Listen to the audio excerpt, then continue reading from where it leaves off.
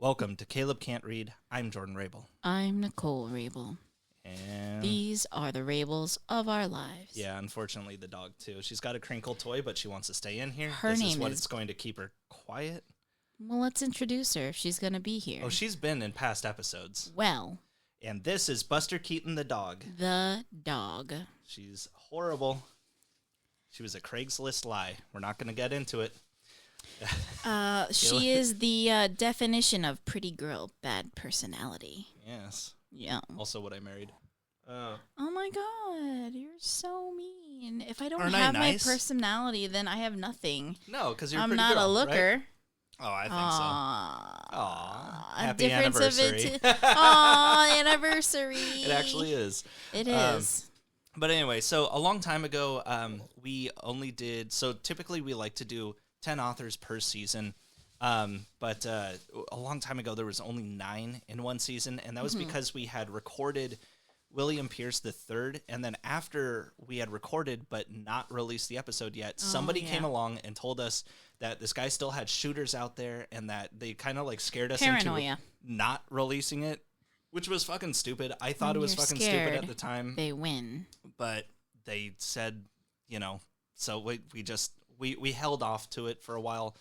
Before, but now it's out there, right? It's out there, but it became part of another season. Speak your truth. Yeah, it became part of another season. But the thing is that we still ended up with 9 episodes for one season, and 9 authors, but not, So we never made up for it. You didn't do enough reading, Captain. I have done so much reading. You didn't do enough. So basically, we're going to have, even though we've done 10 authors for this season so far, we're going to have this special 11th one. It was supposed to be to balance it out. Yeah, to balance it out. It's going to be a short one, sure. It was going to be a Halloween episode, but I waited a little bit too long, and then the election happened, and then we didn't feel like doing anything for a while. So, hey, we're back. The next season's opener is actually already recorded with Caleb. But it's going to take a little bit of time to edit that one because we got a little rowdy. So as you do. Yeah, it's going to take some time to edit. You're much more subdued with me. Well, yes. But for this episode, Caleb's actually dead. Not a joke this time. He is actually dead. He overdosed on Flintstones vitamins. So it's a comeback. It's a comeback? Callback, I mean. Callback to what? All the other times he died, but then he came back. Don't call it a comeback, because we never left. Well. Come. Yeah, there's a Caleb attitude I need. Yeah. All right, so he's here in spirit. Well, speaking of spirits, let's... no, that's not a good segue. Well, keep it. Let's get Keep started. It. Let's get started, shall we? Keep it, you old man. Now, all in all, there isn't a whole lot of history on today's author. But one of his stories in particular has still had a varied influence on fiction, horror in particular. So he's not someone to just be tossed aside. We'll get there. Now, Richard Edward Connell Jr. was born October 17th, 1893 in Poughkeepsie, New York. I didn't make up the name. It's nothing we could do about it. We got to move past it. It's probably a Native American name or something. Poughkeepsie? I've heard other people thought it was like Poughkeepsie. Poughkeepsie? I'm sure that people from what that sounds area... more dignified. People from that area for sure call it that because they don't want to be from Pooh Town. But it's kind of like how everyone on that isn't from Portland calls it Couch Street, and we go, no, it's Cooch. Yeah, and it's like, true. Is it though, or is it just because it's funny? It Willamette. Oh, that's Oregon. Ugh, fuck off. Well, his father, Richard Connell Sr., was police commissioner of Poughkeepsie at the time of his birth, as well as reporter and editor of the Poughkeepsie News Press. No double standards there, I'm sure, to be both a cop and the guy who's editing the fucking news. Well, anyway, Richard Sr. even later became a U.S. Senator for the state of New York. Wait. He was a cop, the newspaper guru, and a senator? Yeah. He motherfucker just loved jobs. Look, if you're born an asshole, this man topped them all. You either have to become a cop or a newspaper editor America's or next a top politician. Asshole.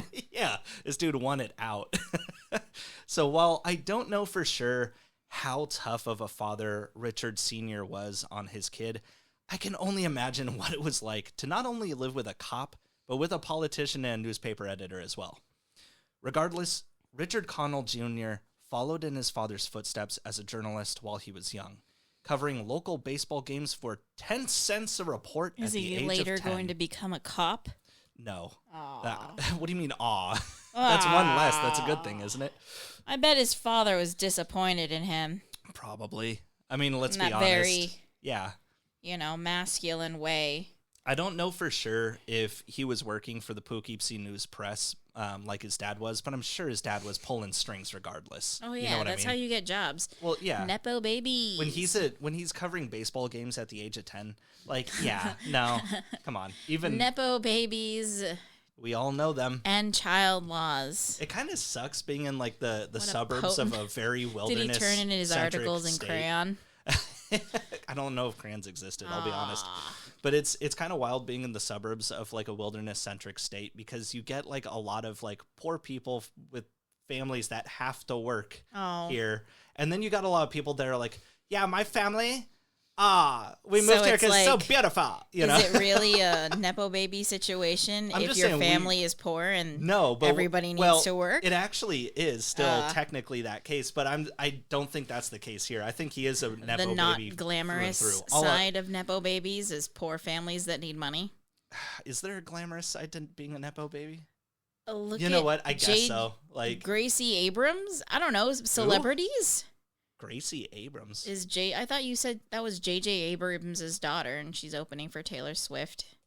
When have those words ever? I don't know. And I barely what? Oh no! No. That could be true. Now I need to. I'm just saying. I'm not the one who told you that. You are totes the one that told me that. I had no idea J.J. Abrams procreated, and why would I talk about the opener to Taylor Swift? This has to be from your sister. No. It is the daughter of J.J. Abrams. Okay. I don't know who the fuck that is, though. Oh, well. I'm just saying, it wasn't me. You do drink a lot and, tell me a lot of things, I don't know who that is. Mm-hmm. Well, either way. In 1910, Richard's father gets elected to the House of Representatives, and Lil Richard takes a year off to serve as his father's secretary. Tutti frutti. Indeed. Yet rather than finding a love for politics like his father, Richard decides to move on to Georgetown and Harvard, becoming editor for both of Harvard's newspapers, the Crimson and the Lampoon. Yes, that Lampoon, who would soon spread Poughkeepsie Lampoon. Who would soon spread its wings to become a countrywide magazine going under the title National Lampoon. What's ironic is that I'm a lampoon your Poughkeepsie. Shut the What's ironic is that I guess both the newspapers Richard Connell was editing for have always fucking hated each other. Like, the kids that write for the Crimson think the Lampoon writers are a bunch of schmucks, and the kids that write for the Lampoon think the writers at the Crimson are a bunch of spoiled rich kids. Which, I mean, they are. They're in Harvard. Yeah. Yeah. The Crimson actually once promoted the idea that Harvard should set up a Nazi university in 1934. Bro. So anyway. Gross. Yeah. That kind of spoiled rich kid. So anyway, Richard Connell managed... Fascists? Yeah, well, Richard Connell managed to play both angles of the press while he was in college. Again, this is like 1910. This is before any of that. Okay. But on October 29th, 1912... Richard's father would come home at 2 a.m.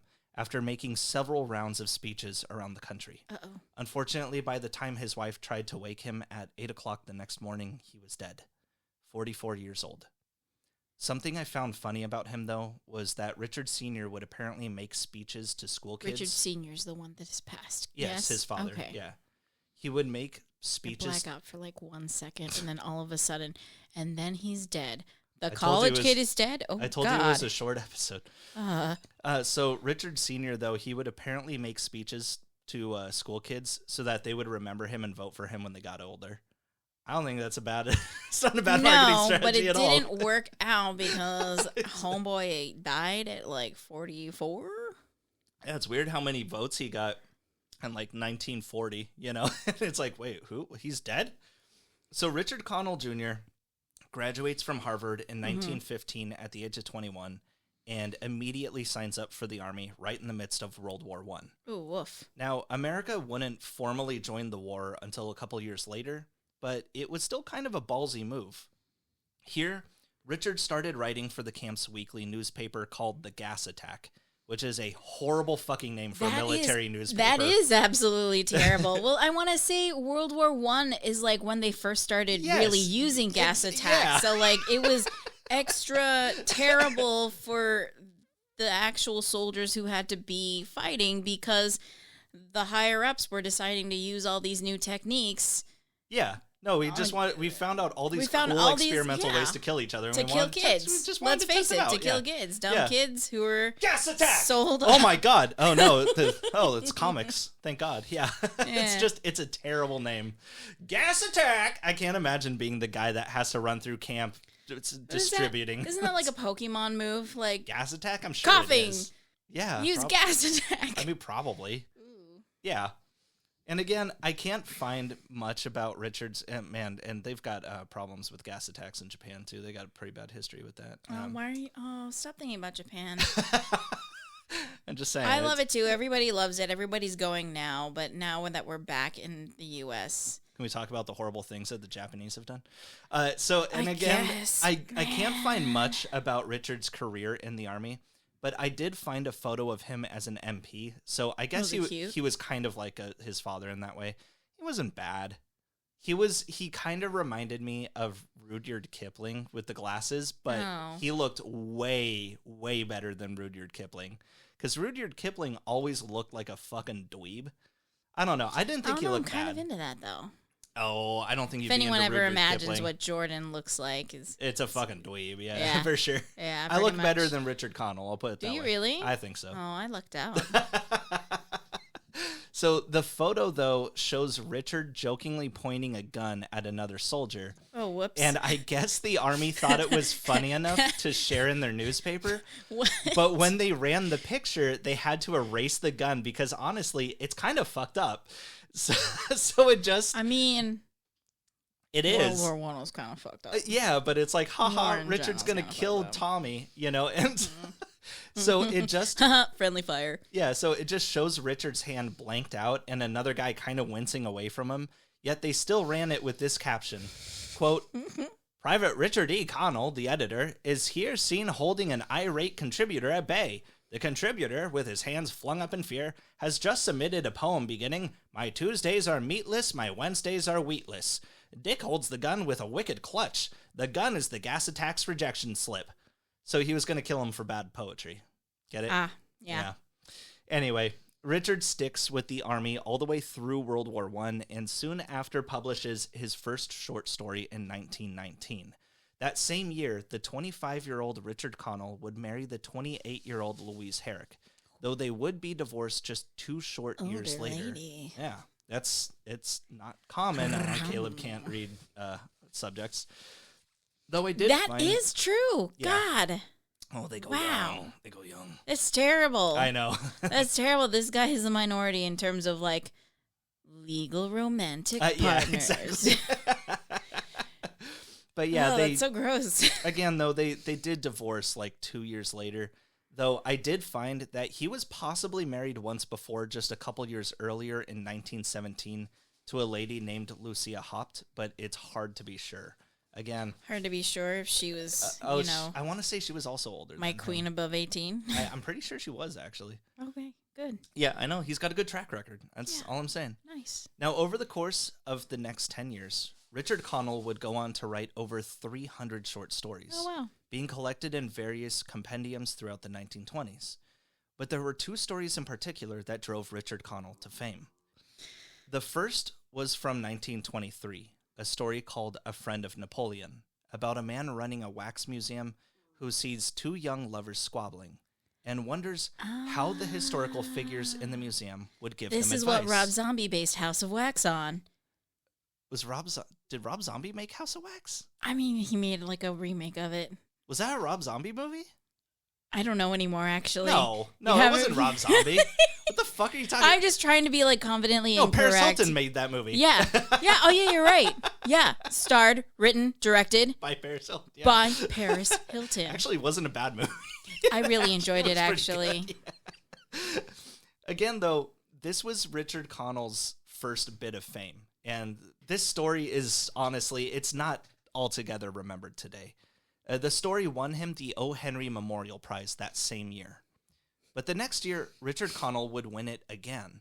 According to Connell, this story would be inspired by a popular pastime in that era, one where rich Americans would travel the world over in search of big game hunting, such as wild elephants and lions.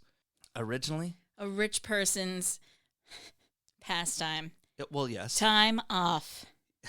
Originally, Connell's story was printed in the magazine Collier's on January 19th, 1924, under the title The Hounds of Zaroff.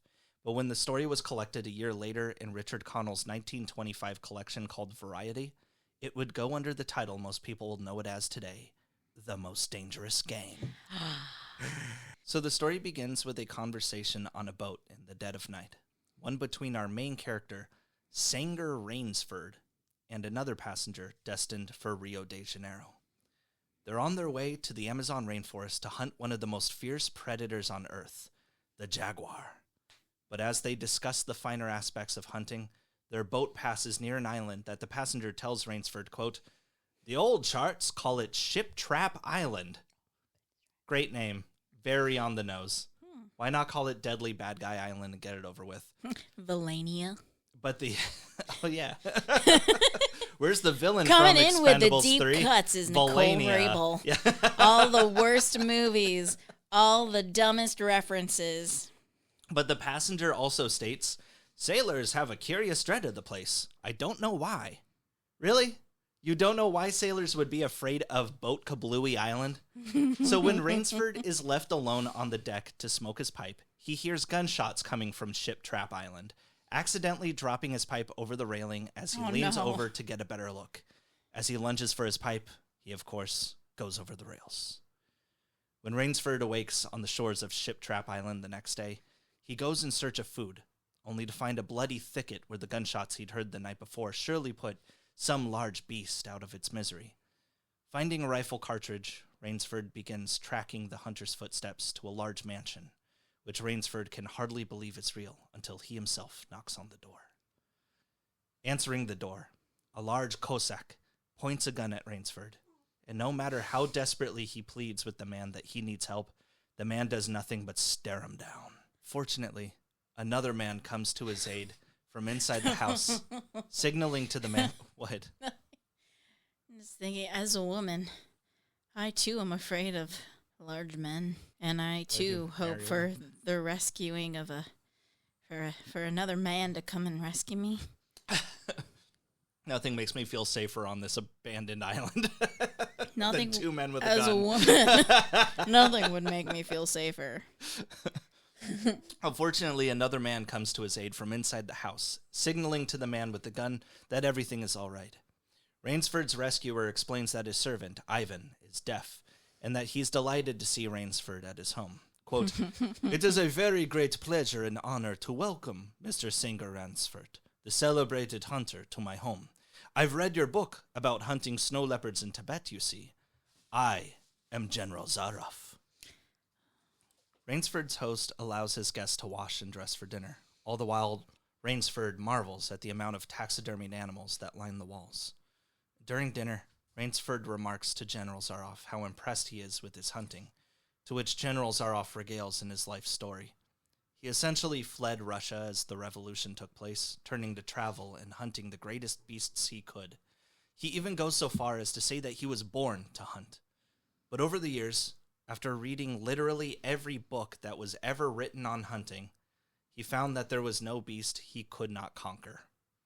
Unfortunately for him, this meant that he was left with a feeling of great ennui until he came to this very island to hunt the last remaining animal. "I wanted the ideal animal to hunt, so I said, 'What are the attributes of an ideal quarry?' And the answer was, of course, it must have courage, cunning, and above all, it must be able to reason." But when Rainsford says that there is no animal that could possibly find reason, General Zaroff remarks, "My dear fellow, there is one that can. Of course, it need not be said what animal he's hunting. Say it. Vampire? As General Zaroff has purposely put warning lights at the wrong end of the rocky crags beneath the waters off the coast. So when ship captains turn to avoid the rocks, they're actually turning directly into them, making it all the more easy to find fresh game for Ship Trap Island. Deep within the confines of General Zaroff's mansion are cells where the survivors are kept. And according to the general, they are only hunted if they agree to it. However, if they don't agree to it, they're just whipped and beaten until they do. So, I was gonna say, hey, at least he waits for consent. Oh, Kinda. Just kidding. Yeah, it's pretty much just like, holy fuck, fine. And he's like, look, we're out in the middle of nowhere, but maybe you'll swim somewhere else. Also, I don't know. he wants smart prey. I don't know. What if he just gets a ship full of dummies? Where's the sport in that? Does he let them go still? I will get to that. God. Because, look, I didn't put it in here, but Is that how he gets his, cleaning staff and, serving staff? Oh, well, he just has Ivan. That's it. Oh, it's just Ivan. It's just Ivan, yeah. And his dogs, that's it. And the guys that he kills, sometimes that's all you their need dogs. is, a good partner and some dogs. He's just a gay man living in his very elaborate house in the middle of nowhere, just torturing people into playing his sick games. So I will say, though, there is a problematic quote in here that I didn't really put into it because I think it just didn't need I like to that be it's there. just one problematic quote instead of the whole problematic premise of Yeah. Hunting human beings is bad, but to say don't worry because they're all the dregs of society like blacks and Chinese. Oh, no. Is that what he says? Yeah. Womp womp. Man. Yeah. Does he lose? I hope he loses. We'll have to find out. Oh, God. But the thing is, General Zaroff is not doing this whole I'm the villain who treats his next victim super well before killing them thing. He's being nice to Rainsford because he actually idolizes him, and he wants him to be his new hunting partner. Of course. But what about Ivan? Ivan's deaf. He's not a very good hunter. Just because he's deaf doesn't mean he doesn't have feelings. Ivan, I think he went over there. It's Cut that out in post. God damn it. I didn't think this was that kind of podcast. He doesn't know.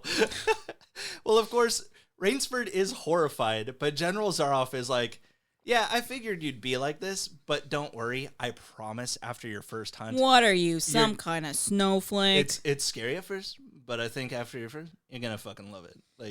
Yeah. So Rainsford awakes the next day to a gunshot from outside as the general has claimed yet another victim. But during lunch, the general seems dissatisfied yet again. He says that killing all these sailors and dock workers, well, they just don't seem to know what they're doing most of the time. Because they're Chinese and black. No, but an avid hunter, oh my God. It's in the... you got to read between the lines.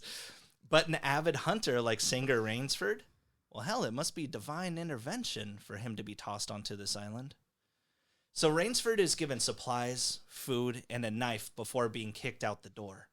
And immediately, Rainsford tries to find a way off the island. So he very, openly is like, Rainsford, here's some supplies, yeah, he's here's not a gun. Gonna trick him. He's like... I want to hunt you.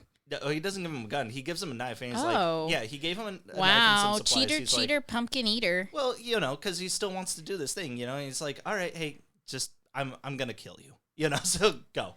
And he gives him some time. And immediately, Rainsford tries to find a way off the island, making the most confusing tracks he could the entire way. And finally, he takes rest up in a tree after a while, but it's much quicker than anticipated when General Zaroff just shows up. And he even walks up to the very tree that Rainsford is in and just kind of sighs, lights a smoke, and walks away. And Rainsford realizes that General Zaroff found him.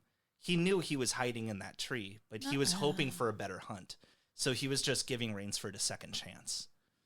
Later, Rainsford constructs what he calls a Malay man-catcher, which, as far as I could tell, is that thing where you activate a tripwire and then a big log swings into you. Oh, he did a Home Alone. A Home Alone or Return of the Jedi or something problematic with Malaysian men. What? Why did they do that in Return of the Jedi? The Ewoks. Oh, yeah. They smashed the AT Walker. Yeah. Aw. Yeah. It is a Malay man excuse catcher. me. So General Zaroff falls for the trap. Yet rather than dying, he's only injured by Rainsford's attempts. And laughing, General Zaroff announces to the wilderness that Rainsford is finally giving him the thrill he was hoping for, and that he's heading back to the mansion for rest, but promises to kill Rainsford the following night. Go back to the mansion and just slit his throat. I mean, if his assistant is deaf, yeah, it's I'll true. never hear him coming. He'll never see me coming. Just kills him immediately. Oh, I got it wrong. Yet rather than rest, Rainsford spends the night constructing more traps, just ramboing out the entire jungle.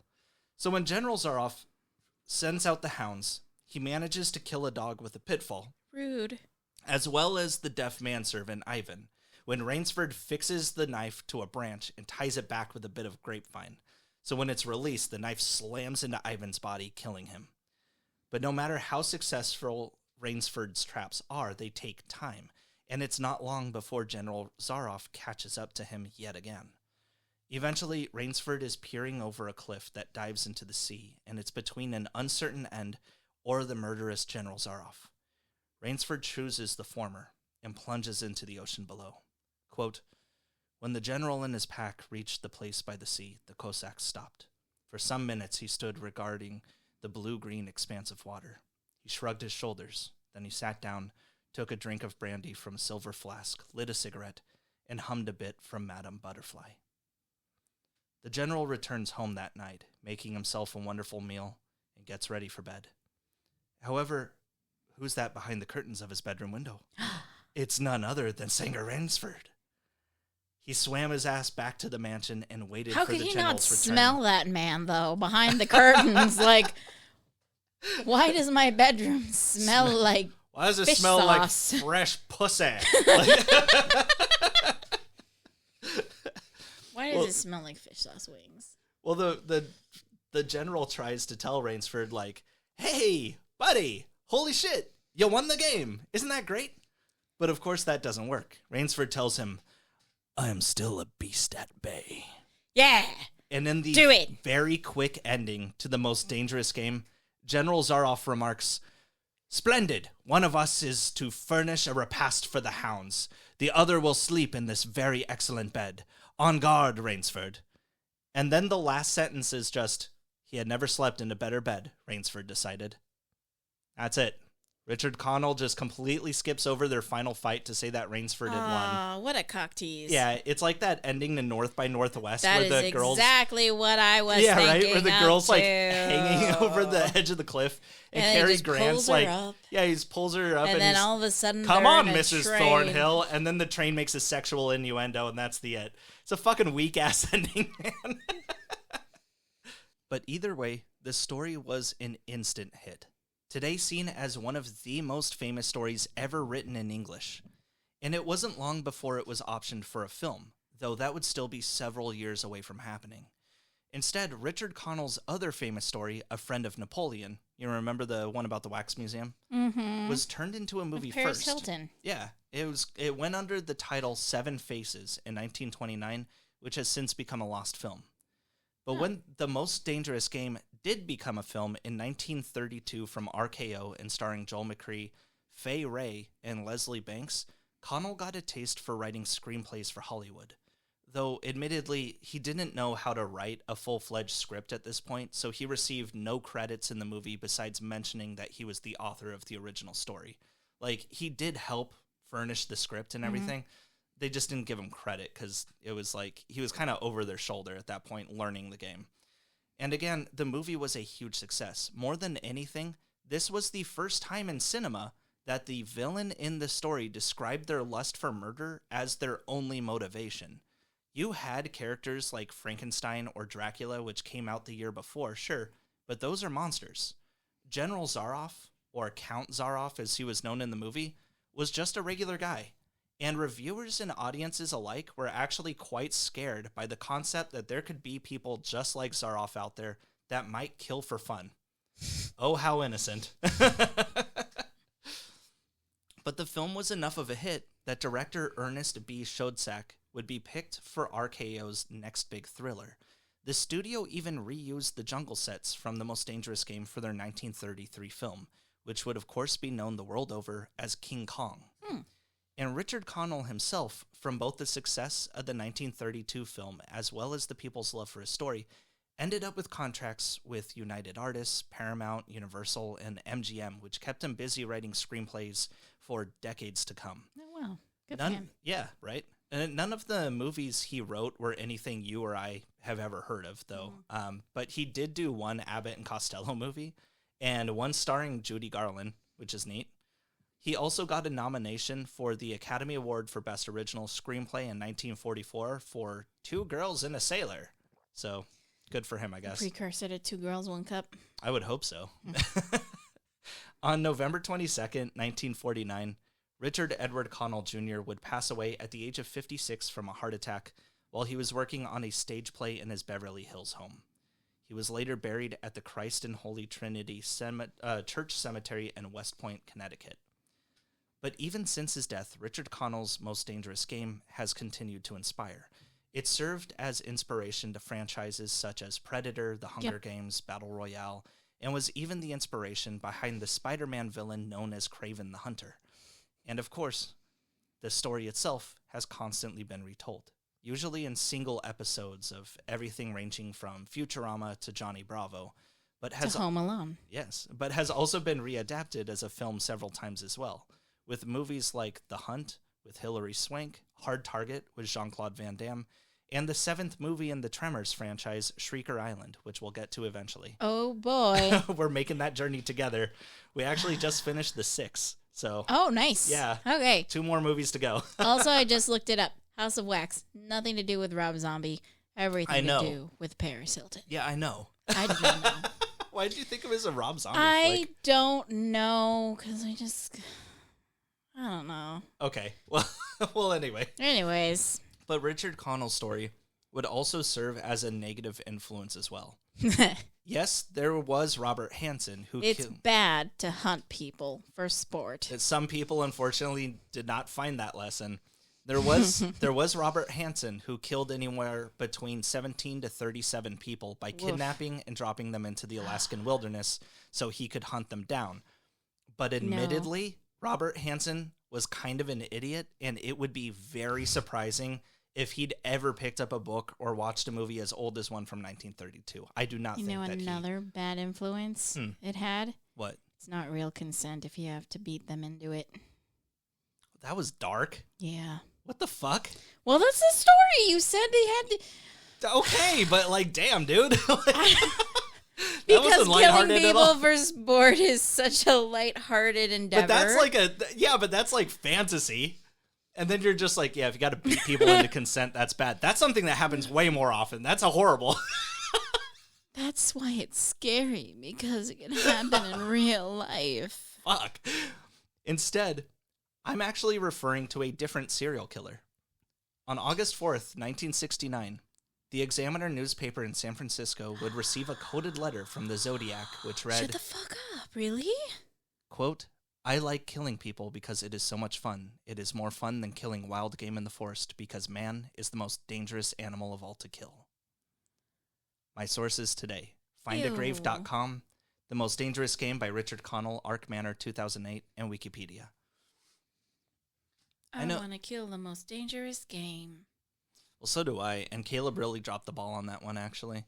He was my best man for our wedding, and so he was supposed to organize... Put him on blast. He was supposed to organize the bachelor party, which I ended up having to do because he didn't want to do anything. And it ended up just being bar hopping, which is fine. But originally, I had told him what I want to do is hunt man for sport. We're going to go on a camping trip. And he even knew an ex-military guy that was willing to be dropped naked into the wilderness, and we hunt him with a paintball gun. And we were going to wear top hats and shit. We were going to go hunt this dude. But the only problem was that he wanted to fight back, and I was like, no. He also wanted a paintball gun to hunt us back, and I was like, no. This is not First Blood. Yeah. This is, no. No. No, I want to hunt man for sport. This is my dream. You should have just gotten your brother to do it. The problem with that is but that then you'd never find him. well, the problem is that my brother would 100% ask for like booze in return, and my brother is a very dangerous drunk. Like The most dangerous drunk? he is. He's a limber dude. Yeah, that's true. Actually, He would probably like forget like halfway through that this was a setup, and he'd start to aggressively friendly. he would just start He's an killing aggressively friendly drunk. Yeah, he'd kill us with handshakes. He's actually been kicked out of a bar before because the guy said that he shook his hand too hard. God. But anyway, so that's I think season 6. I think that's it, and Woo! we'll go on to season 7. I could be completely wrong. The end. Yes.